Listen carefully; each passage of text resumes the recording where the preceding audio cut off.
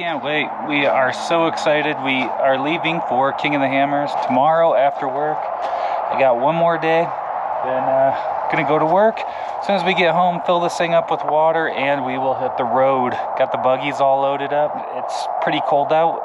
We weren't able to load up like all of our drinks and all that stuff. I even had to get started early on King of the Hammers prep. What we'll do is after work tomorrow, get the last of our stuff loaded up and fill this thing up with water. Then we're ready to go. I can't wait. I'm hoping that this is the best year yet. We are ready to take off. It's Friday night. We're loaded up, ready to head out to King of the Hammers.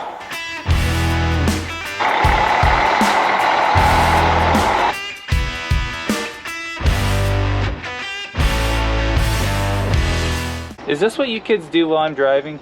Yeah. Playing video games. That must be nice. All right, kids, where are we?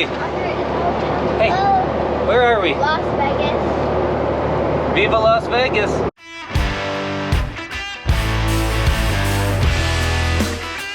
How many hours do we got left till we get to King of the Hammers? 1. A lot more than that. I wish it was only 1. Huh. 3. Oh, probably like 3 or 4. Probably, no, it's more like 4 or 5. Anyway. All right, we made it. Pulling into King of the Hammers. So what is King of the Hammers and why are we going? Well, King of the Hammers basically started off as a race through some rock crawling trails amongst a small group of friends. It has since evolved to basically the biggest off-road event in the country. We've been going out to King of the Hammers for almost 10 years now, and we've seen it evolve and grow so much in that amount of time. What started out as mostly Ultra 4 rock racing classes has now evolved to everything from dirt bikes to mini razors to all different types of UTVs, short course classes, and desert and trophy truck classes. This continues to grow every single year. Keep in mind that this is vacant, empty desert most of the year, which transforms into a city full of vendors and racing for an entire 2 weeks.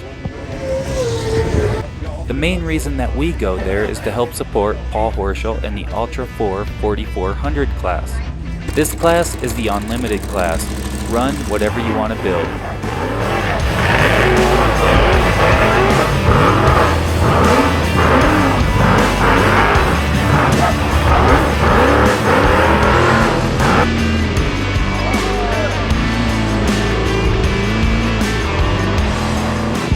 In this video series, we're going to cover all things King of the Hammers, from the wild parties that go on the trails each night, to the different live music and different events that are going on out around Hammertown, as well as the races and the different trail wheeling that we go out and do as well. Stay tuned, it's going to be good. Our first night there, we had to make a run over to Chocolate Thunder for some nighttime laps. What's up? Going out west, dog, let's get it! What's up? I decided my next video is going to cover Backdoor and Chocolate Thunder alone, because these places are absolutely awesome during King of the Hammers. Howdy, howdy, let's get rowdy! What's up, brother? Funny running into you here. Huh? Heck yeah. Oh yeah. You never know who you run into. That was great running into Bronson and Jess from Wreck Gear out on Chocolate Thunder that night. One of these days, I'm going to have to hit a full trail with them. The next morning, Wreck Gear was doing a subscriber run out on Turkey Claw. I wanted to make it over there for that, however, we still hadn't had our camp set up yet and needed to get some things situated. I was, however, able to catch up with Jeff McKinley and a few other guys for an afternoon run up Full of Love. Full of Love is a must-do rock trail out in Johnson Valley.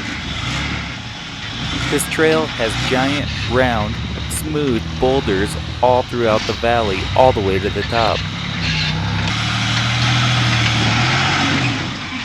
One of the most amazing things about Johnson Valley is it's an open OHV area. What that means is you can pretty much ride anywhere you want within this open OHV area. So if you want to put tires on it and try a line, you can do it. Trails like this one are great for that sort of thing because there's all kinds of different lines all the way through it, all the way to the top. We were running the trail with a group of guys who had some really nice buggies, from Iron Man portal buggies to Red Dot buggies. These were some pretty serious rigs.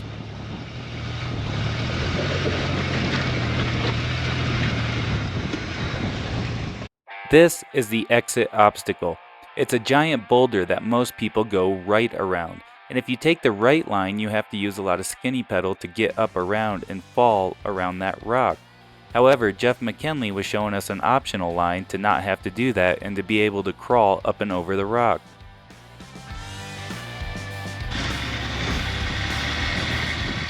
It definitely took me several attempts to get the front end to line up just right. The reason it's so important is there's a V-wedge that you don't want to fall into, and you have to get the tires to balance on each side of the wall. So it's better to spend a little bit of time and make sure you're lined up just right so you don't end up falling in that hole.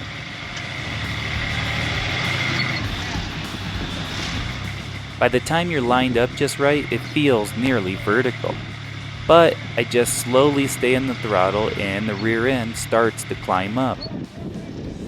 You can see Jeff here as he gets to the top of the rock and he has to start dropping down the other side. There's a huge hole down in that front driver's side tire that you don't want to fall into.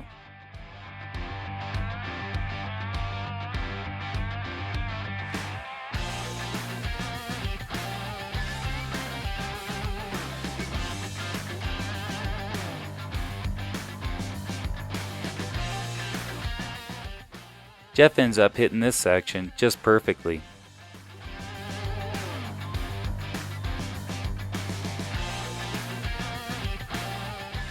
Here's another angle showing what it's like being up on that rock. When you look out that passenger side, you have a nearly 20-foot drop straight off the side, so it makes it a little intimidating when you're up there.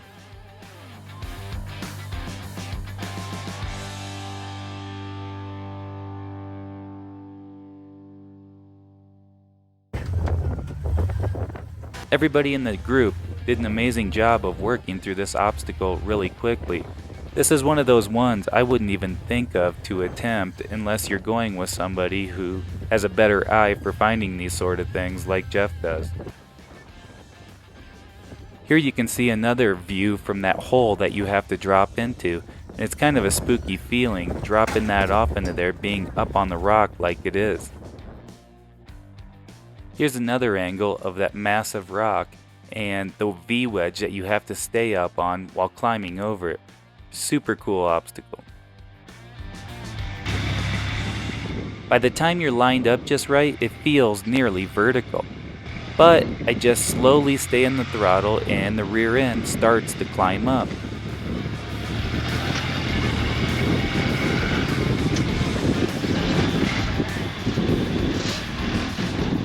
And here's the camera view from back inside my car.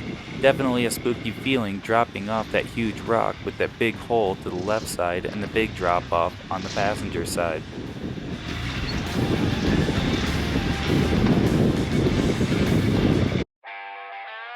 Here's another side view of Jeff's car dropping off that rock onto another massive rock and avoiding the hole on the driver's side. He's able then to crawl right up and out of there. I end up doing a front dig right here to settle the car down into a better position. Then you don't have those rear tires helping push the back end up in the air, and the front end can start to climb and move over to a better spot on those rocks.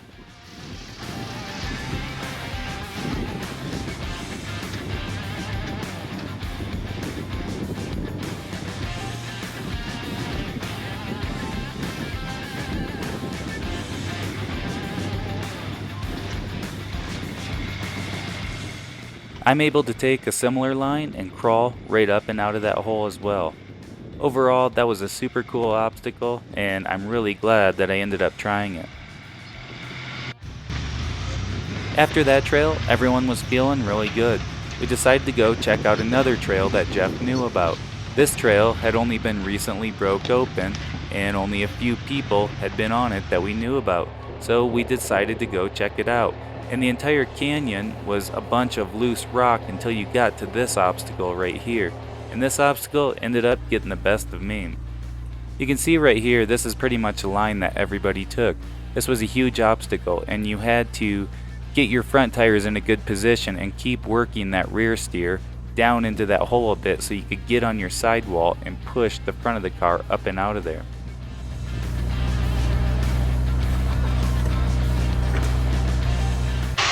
Once it was my turn, I tried to put myself in the same position that I saw everybody else do and how they made it up this one. I was the last one to go, so I needed to get up this obstacle.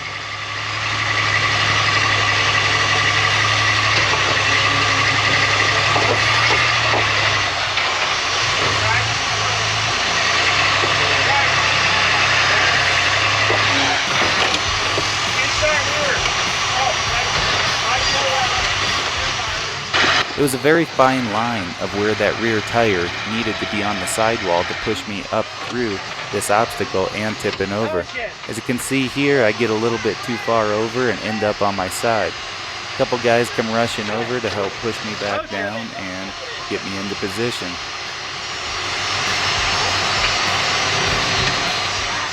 You can see right here just how far over I was. Kenny up there is standing on flat ground, so I was pretty much fully sideways. I had to put it in rear dig and back out of it and get in the position just to throw cable and call it a day on this obstacle.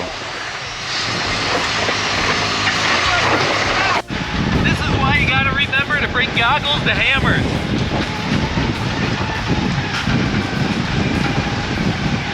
When this wind gets blowing, man, you get so much sand and stuff going in your eyes. Stay tuned for our upcoming videos.